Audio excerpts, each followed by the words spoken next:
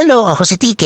At ngayon, nakabalik ulit tayo dito sa Litratista Cafe and Food Hub. Matagal din sila nag-close at tingnan nyo naman ibang-iba na ang kanilang shop. Talagang mas maganda na ngayon. Kung napanood nyo yung dati vlog ko dito, matagal na yun, 2021 pa, I think yun, or 2. Dahil may pasupresa daw si Master Rodrigo sa atin. Kaya naman napabalik agad tayo dito.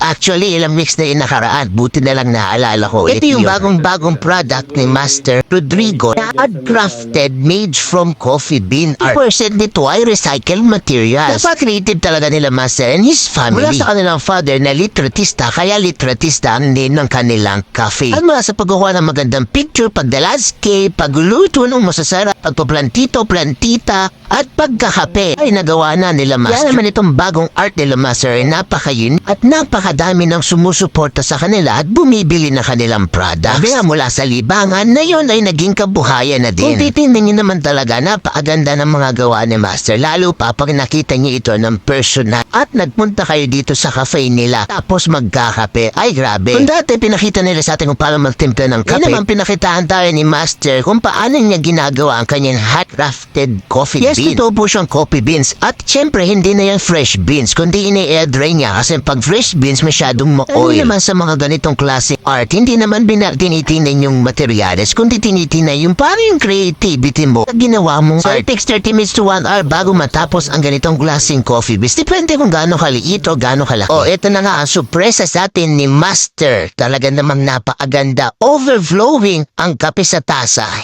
Thank you again, Master Rodrigo and Litratista Cafe family. Labi, first time ko rin makareceive ng ganitong gift. Ang ganda niya. So, kung nagustuhan niyo ito at alam ko namang nagustuhan niyo, pwedeng ito pang regalo ngayong darating na Pasko at sa anumang occasion. So, check niyo lang yung FB page na Litratista Handcrafted Products. May pakipe pa sila Master. Bye-bye!